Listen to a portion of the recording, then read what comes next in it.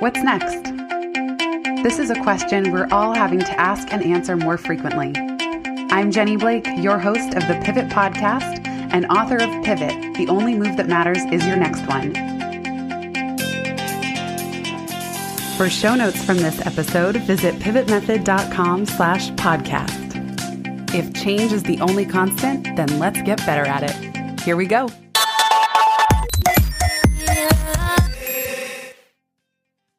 I am thrilled today to be here with John Zeratsky, co-author of a new book called Make Time: How to Focus on What Matters Most Every Day. John wrote this book with his co-author Jake Knapp, and they are also the authors of the New York Times bestseller Sprint, which Sprint and Make Time are both very parallel and cohesive with Pivot, so I just can't wait to get into this conversation. And they're also the creators of Time Dorks, a popular newsletter about experiments in time management. John, who I have here today, he and I are cut from the same corporate cloth. He worked at Google for 10 years, including divisions of YouTube and Google Ventures. He has also written for the Wall Street Journal, Time, Harvard Business Review, Wired, Fast Company, and many more publications. And he was a designer at tech companies for a total of 15 years. And now in the last year, he's gone on his own into the wild. So, John, without further ado, welcome to the show and congrats on your most recent pivot. Thank you. I'm so excited to have the chance to talk with you today. Me too. I feel like our books are like long lost siblings from the West and East Coast. Yeah, totally. Although so much of Pivot was kind of baked in the Google oven. And so I really felt simpatico with a lot of what you shared in Sprint and Make Time. For Jake and for me, working in the tech industry was kind of this amazing proving ground for so many of the things we write about because it's so intense. There's such an expectation of being constantly available and online. There's so many meetings. And we're kind of behind the scenes of, how some of the most distracting products are made. So we felt really lucky that we had the chance to start working on these ideas while we were in that environment. One thing you say about Make Time is that it is not a productivity book, that it's really about making sure that the way we spend our time is important to us, but it's not about just cramming in and doing more with less. I want to get everybody on the same page. I love this two common pitfalls, the busy bandwagon and infinity pools. Can you please explain what both are? Yeah. So the busy bandwagon is the culture of, being constantly connected and, checking your email and your instant messaging and responding all the time, being in back-to-back meetings, and sort of this expectation that if you're not filling every moment and you're not being as productive as possible, you're going to fall behind. That is what is expected of us today. But that can be very tiring. That's exhausting. That level of attention and distraction requires a lot of energy. So the infinity pools are kind of there as this, so-called reward. That's when you're ready to take a break, right? What do you do when you need a break from the computer? You pull out your smartphone, right? And you check Twitter, or Instagram, or whatever sort of mindless thing you like to look at. But those two forces, the busy bandwagon and the infinity pools, are really pieces of the same sort of problem, if you will, the same mechanism. They have the result of making us feel like we're not in control of our time. They make us wonder what happened to the time, where did it go?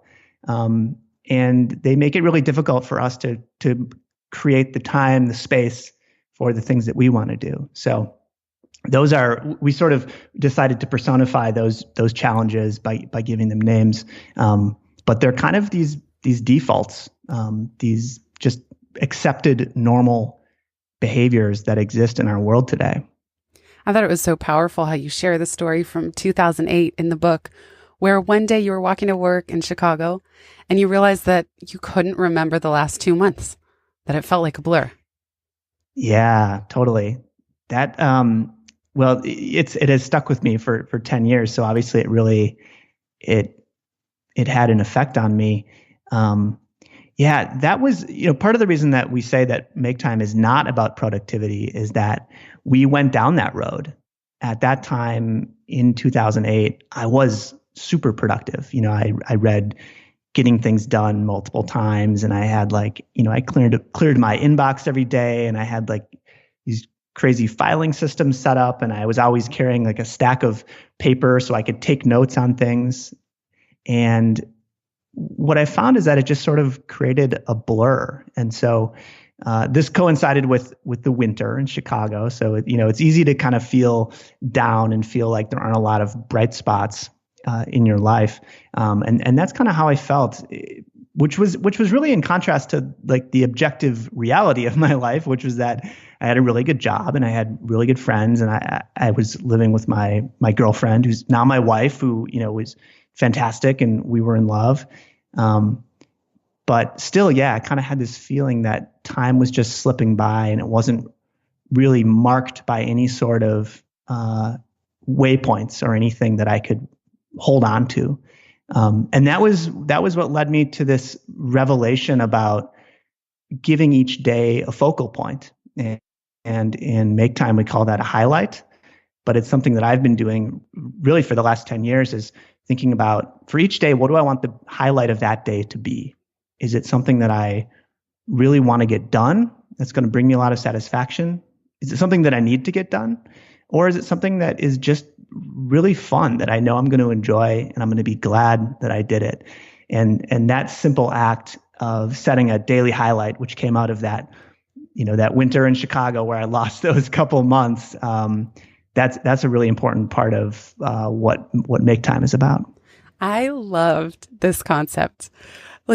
Just like you, I also started with Getting Things Done, or for the Time Geeks, GTD, back in the day. Yeah, exactly. And I also used to teach the email course at Google. I know that Jake created that one, and he worked on Gmail, and you worked on YouTube. Again, two epic infinity pools, as you said. That's right, yeah. But this idea of, if somebody asks you, what was the highlight of your day? What would you want to say? That you always hear it asked, what's your top priority? Or, the Stephen Covey look, what's in quadrant 1? But to just ask, what do I want to be the highlight of my day today? And you shared the 3 different categories. Either it could be based on urgency, satisfaction, or joy. And to be intentional about picking that every day and how much freedom and focus that creates. And I know that ties in with the kind of 3-step framework here of highlight, laser, reflect. But it all starts with that highlight piece. Yeah, that's true. I think so much of the talk and the writing around time, time management, it focuses on the distraction side of things. It focuses on all the time that we're losing, that feeling that everybody has that you go to look at something on your phone and then 30 minutes later, you're like, wait a second, what just happened? And that stuff is obviously really important. You mentioned the steps in Make Time. And yeah, the second step is laser, as in laser focus.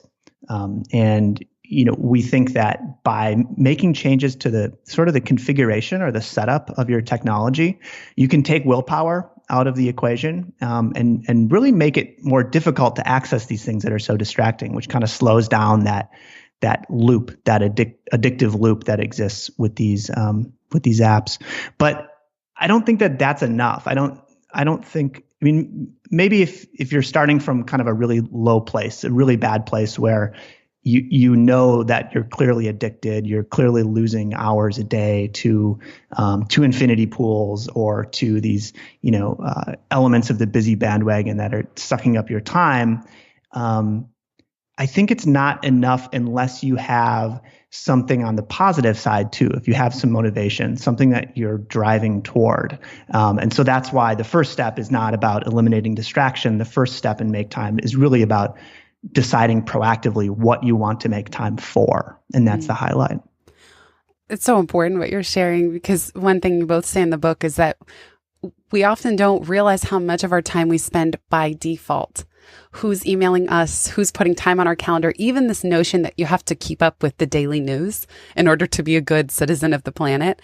And I don't know why I did this. I do know why, because internet news makes me anxious, and I can't stay focused on reading the news when I'm on the computer. So I've been a New York Times subscriber now for 15 years, the inky paper version that gets all over your hands, but I only get the weekend edition. I only get it Saturday and Sunday. So I do not read any news except for when it's delivered via newspaper on the weekend. And every now and then there will be something happening where I truly have no idea that it's going on. But usually people will say something. And in this case, the thing I'm going for is a sense of calm, of just because the news is designed to lure us in and be stressful and provoke anxiety.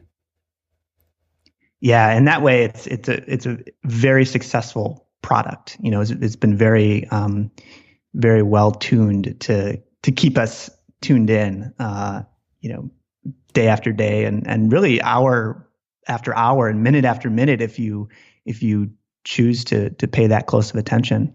I've actually been thinking about this a lot lately because there's so many bad things going on right now, certainly in the world, but in our country, there's a lot of the decisions that our government is making in Washington, D.C., I think they're upsetting. I personally feel, and I think a lot of people feel like they're not in line with the values of America, the things that we really care about. And so this already very distressing thing, the news that we feel this obligation toward and that makes us anxious, now it has this extra layer of responsibility. Like, oh, if I want to be an engaged citizen and I want to do something about what I see as, our country going in the wrong direction, I need to read the news. I need to spend more time reading the news, not less time. And so I think that it's a particularly challenging time in terms of, our relationship with the news. But it's actually more important than ever to not be following the minute by minute, hour by hour breaking news, because if you're spending all your time reading the news, when do you have the time or the energy to do something about it, to make that bad news into good news? And so I think that the problem has maybe gotten worse with news, but on the other hand, there's now sort of a clear motivation for what the purpose of it is, for why we're reading the news in the first place. Well, and I love just sharing this question of how can you be engaged and still take action on what you believe in without just getting sucked into the infinity pool nature of it. Because that's where I think it tips into really creating a lot of stress beyond the fact that what's actually happening is quite stressful.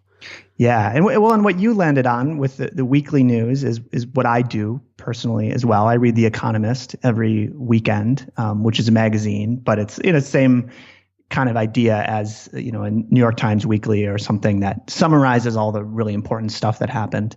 But I think there's a lot of people who enjoy reading the news daily. Even the daily paper is a really nice format. And I think everybody needs to find the sort of the rhythm and that works for them and create a new default for themselves. Because if you're not proactive and thoughtful about these things, and I think if you don't realize that you can do something about it, that you can change the default, then you'll just continue to kind of take the path of least resistance and do what's easy and automatic, which is to be constantly reading the news and constantly checking and trying to keep up on these things. Mm. There's something you shared in the book, in speaking of going toward positive and motivating things and things that do bring us joy, that one of the pieces of advice is go all in. And there's a quote that you share from, you call him an honest to goodness modern day monk, Brother David Steindl-Rast. I don't know if I pronounce his name. And his quote is, the antidote to exhaustion is not necessarily rest. The antidote to exhaustion is wholeheartedness. And I know for you, a big part of that is sailing, but explain how this idea of wholeheartedness relates to serving as an antidote for time stress and time craters, things that suck us in kind of almost somewhat against our will. Yeah, this is one of those things that in some ways goes against our human intuition.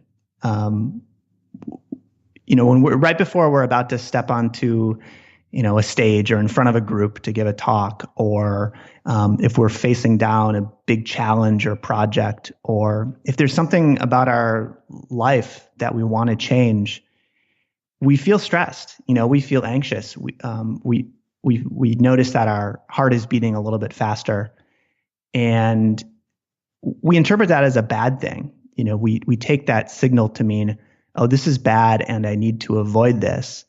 But I don't think it is a bad thing. It's our body's way of telling us that it's getting geared up. It's getting ready to go. The adrenaline is flowing. Our blood is moving. Our energy is high, and so we can channel that energy if we take a moment to stop and think about it. There's a piece of advice that I read a long time ago that has helped me a lot, which is before you, if you're giving a talk, a presentation, and you feel that nervousness, that nervous energy, tell yourself, oh, it's not because I'm not worried things are going to go wrong. I know that I'm prepared. I know that I can do this. It's because I'm excited. It's because I'm ready, and refocus that energy into being in that moment, to going all in. And a lot of the concerns that you might have about your energy, about it being scary, kind of fall by the wayside. And so the idea with the go all in tactic is that if you're kind of working around the edges and you're reducing your distractions and you're saying no to obligations and you're trying to carve out a little bit of time every day, but it still doesn't feel right, maybe there's actually a bigger change that needs to happen. Maybe you need to find something that you really can pour your energy into. How has that shifted for you in terms of your day-to-day work now that you're on your own, after having worked in such an intense environment as Google for 10 years? Yeah, it's definitely still a work in progress. Jake and I developed a lot of the ideas that are in Make Time when we did work at Google, when we were working, it's a big corporation. There's a lot of emails, a lot of meetings. There's a lot going on. I laughed at the calendar, like how people can see and add meetings to your calendar. I always had just jam-packed days. So I laughed about the section on DNS, do not schedule. It's like, I feel like every Googler learns that at a certain right. point. Yeah. Yeah. And that's a tactic, about blocking your calendar so that, and this is something that I learned from my boss at Google. And I think you're right. It's like after, I don't know how many years you need to be there, but when you work at Google, or maybe, imagine other companies too, after you're there for a certain period of time, you think, okay, there's never going to be an open space on this calendar. And so if I want there to be space for something, I need to fill it for myself. I need to schedule time for myself. And yeah, that's a really important tactic for me and for a lot of other people.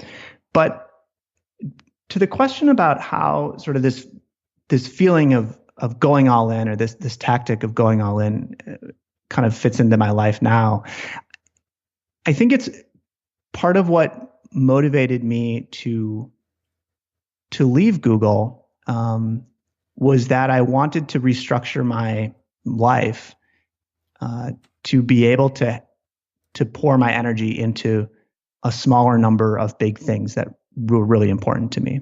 And while I was at Google, I spent most of my time there at Google Ventures, which is a venture capital firm, which is my role there. I was a design partner, which meant that I worked with the companies we invested in. And so I actually had it pretty good in terms of, being, in terms of the email load and the meeting load. It wasn't too bad, but I was doing a lot of writing and I was doing a lot of design work as part of my role there.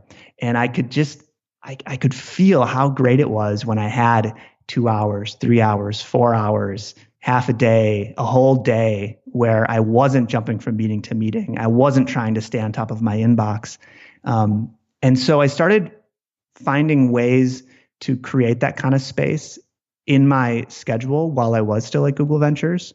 And a lot of the tactics in Make Time, particularly in the highlight section, are about that idea: scheduling your highlight, blocking your calendar. And so what I'm doing now, which is, is working on my own as a writer and a speaker. And doing for the last 8 months, my wife and I have been traveling on our sailboat. We sailed from San Francisco to Panama.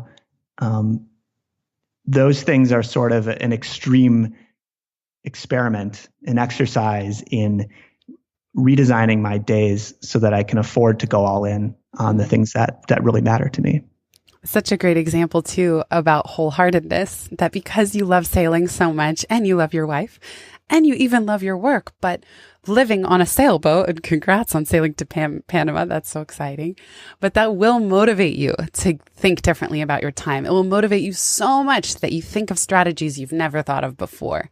Whereas sometimes I know how easy it is when we're in our day-to-day work environment and we're not necessarily pulled towards something wholeheartedly. We just tend to feel more stuck. At least I can speak for myself. And one thing I find so interesting, you mentioned Google Ventures and that you and Jake, sorry, I'll cut that.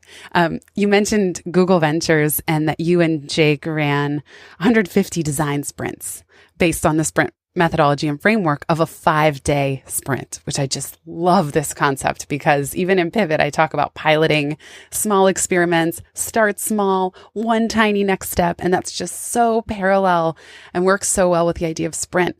So I'd love if you could just give listeners a short little Cliff's Notes about what that 5-day sprint entails and what you've learned now that you're doing this on your own with companies as a consultant, but what you've learned after doing this process hundreds of times. Yeah. So the design sprint process is a way for a team to go from a problem or a challenge to a prototype that's tested with customers in 5 days. And this is kind of in contrast to the typical way that teams approach big problems, which is that they spend a lot of time doing research and analysis and having lots of meetings and evaluating what they're going to do because they want to get it right. If it's something big like launching a new product or a new marketing campaign, they don't want to mess it up, particularly a startup who has a limited amount of time and money to do whatever they're trying to do. And so with the sprint process, what we do is we give people a way to get to to travel into the future and to build a prototype that they can test with customers and do it in a week instead of doing it over the course of months. There's one big step every day. Monday is making a map of the problem. Tuesday is sketching potential solutions. Wednesday is narrowing down that range of solutions and choosing the ones you want to prototype. Thursday is building the prototype. And Friday is testing the prototype. And it really, I think it's successful on a few levels. One is just that it does give teams the ability to see what's going to happen and to fail in a very safe way. If their idea is not going to work out, it's only 5 customers in that test on Friday who are going to see it instead of like the whole market. But it's also a pretty dramatic example of resetting the defaults in your corporate culture, of going from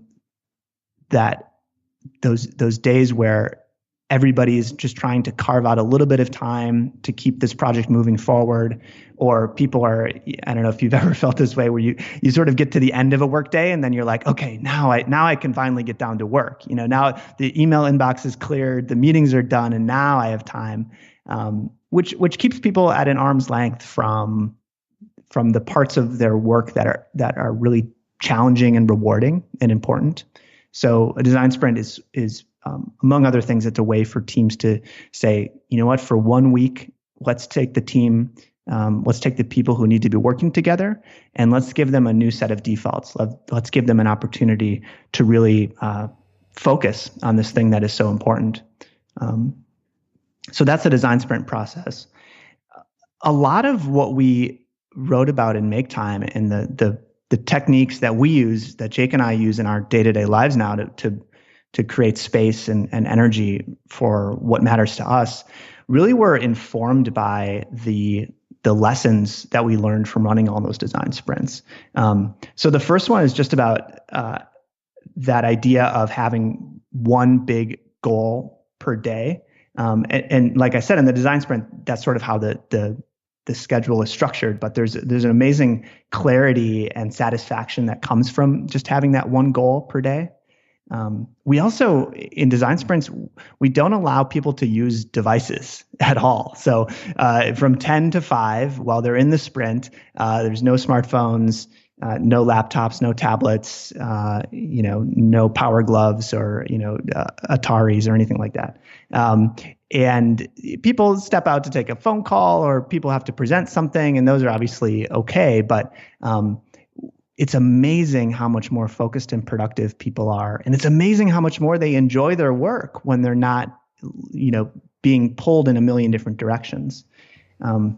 Another lesson that's really surprising that has become a big part of our philosophy of Make Time is how important it is to build energy. How taking care of your body gives your brain energy to focus on the things you care about and to really be in the moment, to make that sort of high quality time. And in the design sprints that we ran, it was a really interesting experience because we kind of had this little laboratory. We had ideas. Jake and I had ideas about what worked for us and what would work for other people. But when we were running sprints, sometimes week after week, for years, 150 sprints together, we got to see how these ideas applied to lots of people, lots of different kinds of teams in different situations. And we could see that when we didn't take care of the humans, when we didn't take care of people's energy, the work suffered dramatically. So I'll give you a simple example. Like if we were to, let's say we're sitting in the conference room where we're working on a sprint and we decided to get pizza delivered, right? So the pizza comes in, we stay where we're sitting, we eat the pizza, whatever. That's a normal thing to do. Lots of teams would make that decision. And you might argue that it saves time, right? We don't have to get up and leave. But by about 1:30 or 2 o'clock in the afternoon, the energy has completely left the room. Everybody's feeling a little bit of a food coma. They didn't get fresh air. They didn't get to stand up and walk around. They didn't get to have really meaningful face-to-face time because everybody was just kind of, haphazardly around the table. Maybe they're catching up on their email, eating pizza, whatever. Compare that to when we go out for lunch, which takes more time, right? So from a standpoint of, strict productivity, it's not an optimal choice. But when we go out to lunch, we get to walk around. We probably eat food that's, if we make a good decision, that we eat food that's a little bit healthier and less heavy than something like pizza. And then we get to sit at a table face to face and we get to talk. And there's so many elements in there that feed our energy. There's the food that we eat, moving our bodies, having face to face contact with other people. These are all things that give us energy, and those were all really clear in sprints. And then the fourth lesson that was really clear was just the power of experimentation. Because we did so many sprints, we got to experiment with the process. We got to tweak little things here and there. For example, with what I just said about the lunch, we got to notice that and say, hey, why did the energy plummet on Wednesday afternoon? We're like, oh, it's because we had burritos. Like that makes sense. And so then we could do things different the next day or the next week. And these 4 lessons kind of became the foundation for Make Time. And we've since had the chance to test those out on lots and lots of people. We've had hundreds of thousands of people read our posts on Time Dorks and write back to us and give us feedback. And so we feel like we found this kind of essential set of principles and practices for making time and building energy that seem to work for a lot of people. Speaking of testing, because that ties in directly to something I'm dying to ask you, you had 1,700 test readers of your book, and they're all thanked at the back in the acknowledgments, every single name, even in a smaller font. For the other creators out there, I'm dying to know, how on earth did you have 1,700 readers of the book, or maybe it was of articles, and then actually incorporate their feedback? Like, did you send them a survey? Or I would love to hear the mechanics for all of us creator dorks who might want to do something similar. Because I'll just say that I know with Pivot, I was actually nervous to send it out to too many people because I didn't know how I would process all that feedback, though no doubt it would have made a better book. And I knew that.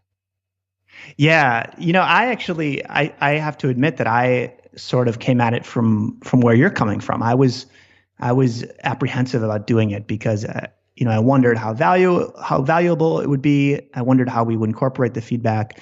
But Jake thought it was going to be a good use of our time, and it totally was. So, 1,700 test readers, and that is actually of the book or parts of the book, not of articles.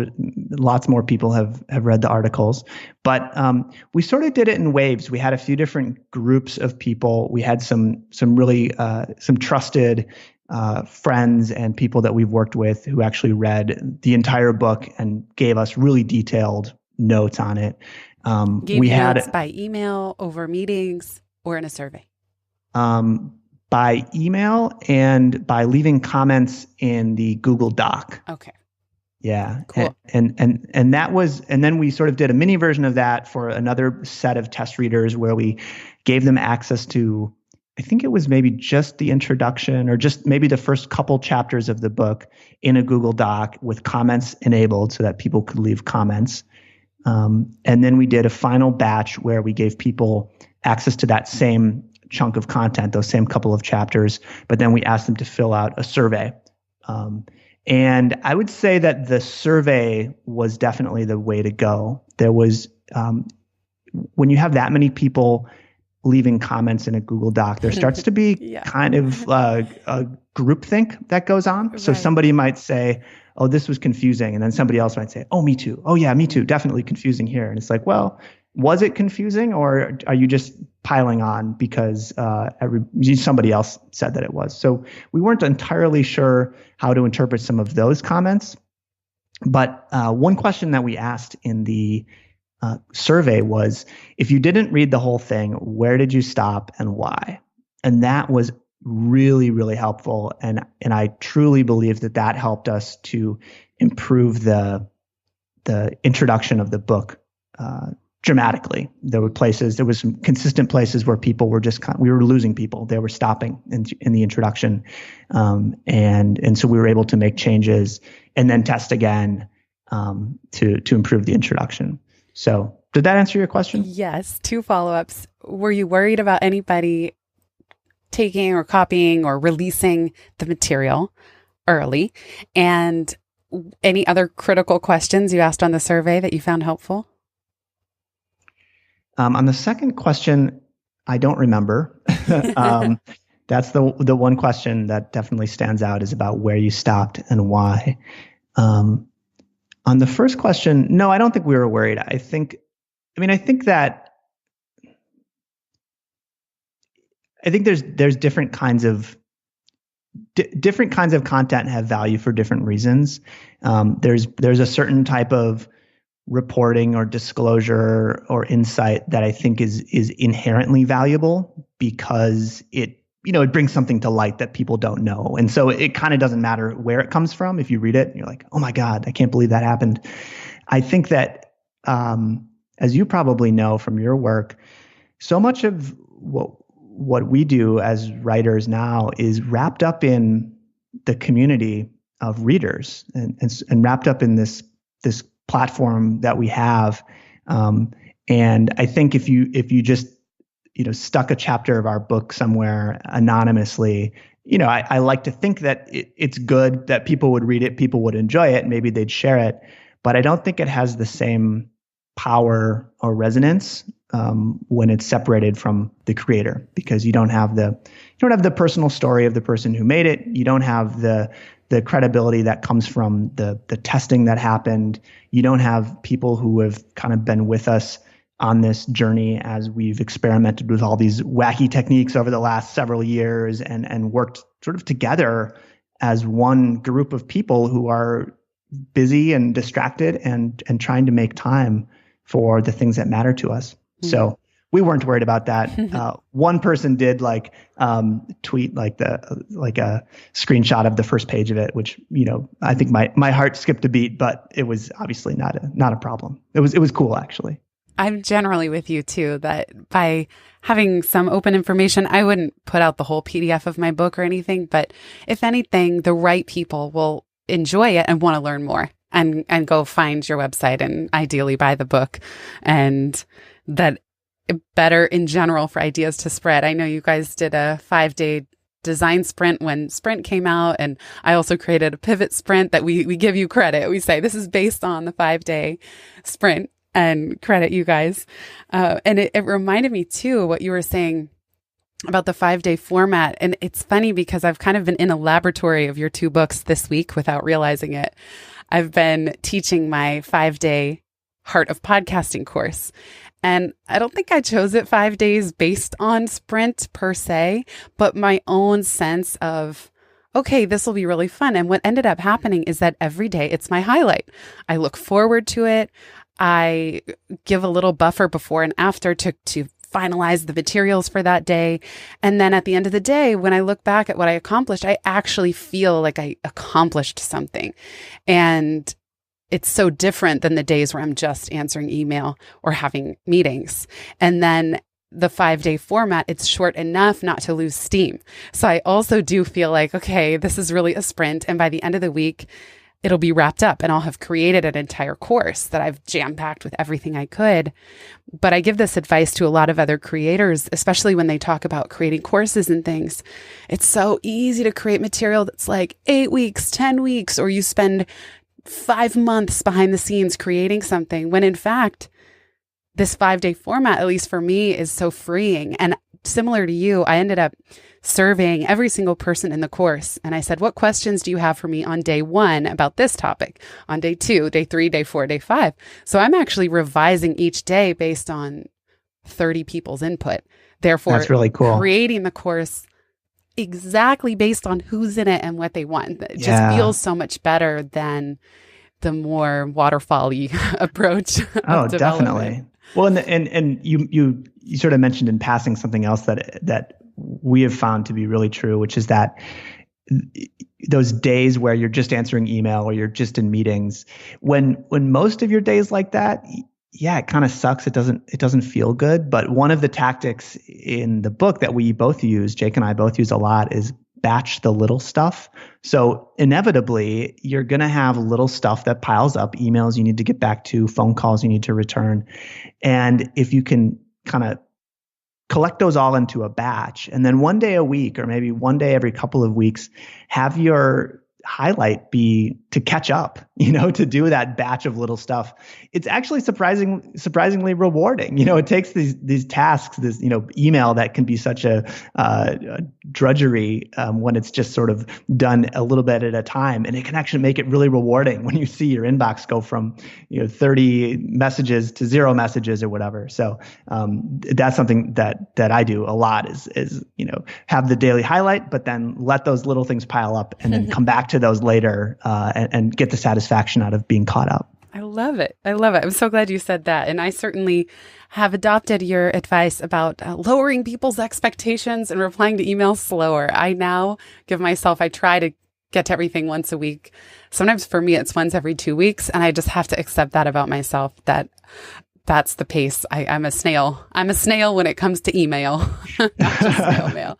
Yeah. And I think that's totally fine. I think, if you can almost pretend that emails are just a regular mail, you think about regular mail and the pace of regular mail, like it comes in, it sits on the desk, you do something about it, and that's totally fine. And so this little mindset shift of these fancy digital messages, these emails, they're really just letters, and I don't need to jump on them the second they arrive. Well, similar to you, I also treat text messages that way, which makes me, I know it's not the kind of like default mode for texting, but I treat them like emails now. And I'm like, I'm sorry, I'm not going to respond to every text the second they come in just because it's a text. And so I will sometimes wait a week, and I used to apologize, sorry for the delay. And now I just write back a week later, I pick up where we left off as if it's No big deal because this is how I can handle it.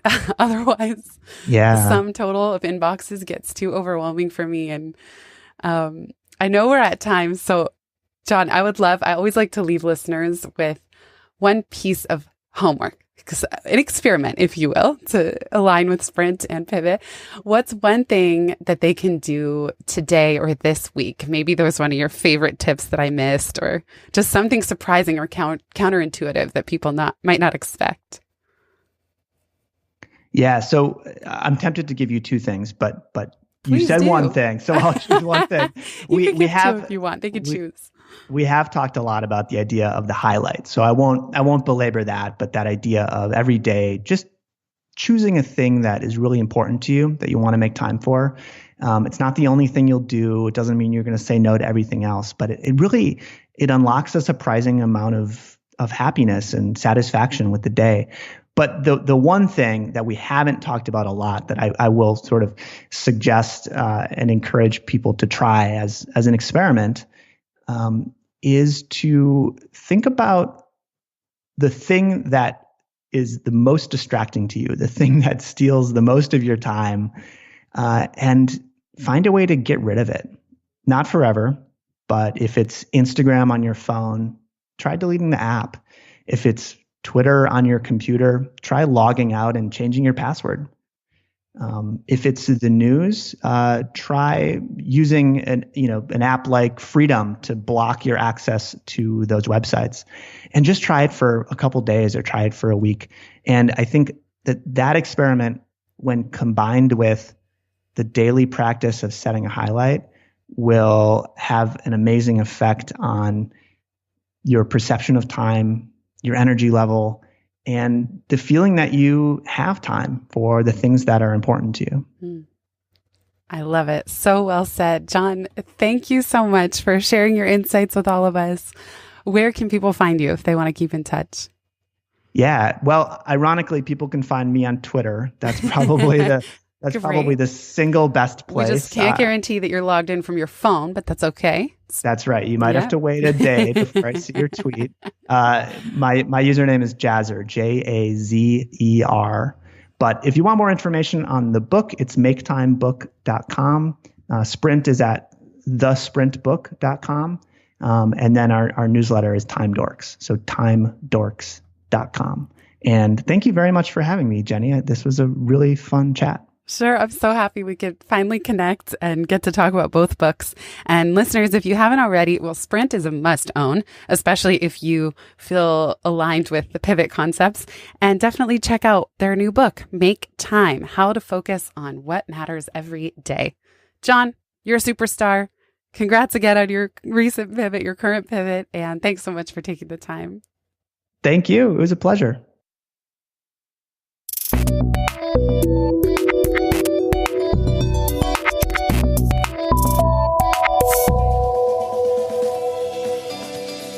Thanks so much for listening to this episode of the Pivot Podcast. Make sure you don't miss an episode or my insider tips and templates by signing up for Pivot List, a curated twice monthly newsletter where I share the inside scoop on what I'm reading, watching, listening to, and the latest tools I'm geeking out on. Sign up at pivotmethod.com/pivotlist. Get show notes from this episode at pivotmethod.com/podcast and connect with me on Twitter at Jenny_Blake. Remember, build first, then your courage will follow. Hasn't it always?